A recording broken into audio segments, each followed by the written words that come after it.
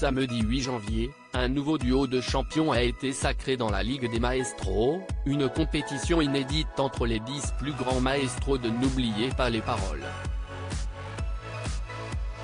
Lors d'un entretien accordé à Télé Loisirs samedi 7 janvier, Christopher est revenu sur son expérience au sein de l'émission.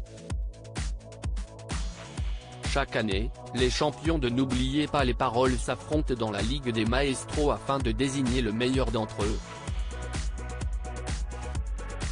Parmi eux on retrouve le jeune Christopher, qui a été appelé in extremis pour participer au programme en 2023.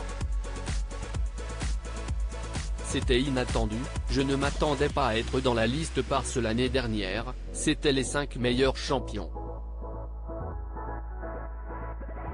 Dans ma tête, je me disais que je n'y serais pas.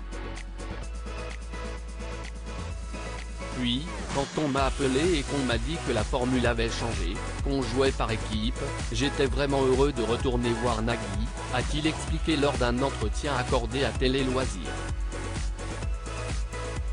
Il n'y avait pas de stress. Moi, j'ai appris que je participais à la Ligue quelques semaines avant d'y aller, donc je n'ai pas vraiment eu le temps d'étudier. Quand j'ai su que je participais à la Ligue, pendant 2 ans j'ai quand même essayé d'étudier un peu plus pour être bien préparé, mais je n'étais pas stressé du tout, parce que j'étais déjà trop content d'y participer, a-t-il ajouté.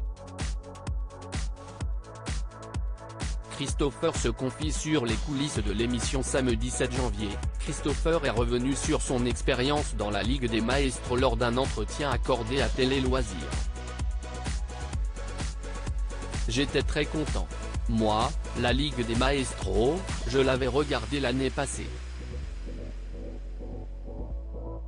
Je n'avais pas encore participé au jeu quand je l'ai regardé et j'étais trop content d'y participer cette année, a-t-il expliqué, avant de revenir sur les difficultés qu'il a rencontrées au cours du tournage. Je viens d'arriver dans l'émission et je n'ai jamais joué par équipe avant. Pour moi, c'était un énorme plaisir de jouer en équipe. Le fait de jouer par équipe, ce n'est pas du tout pareil que quand vous jouez tout seul et justement, c'est ça qui est génial. On se soutient, on sait notre idée. Il y a une cohésion. Je pense que la difficulté du jeu cette fois-ci, c'est que comme on jouait en binôme, sur la même chanson, on devait se relayer en fait. Chacun une partie et la chanson se coupait en plein milieu. C'était la première fois que je le faisais, ça c'était difficile. Il a fallu que je m'habitue à ce système. Quand on est deux, c'est une difficulté supplémentaire, a-t-il confié.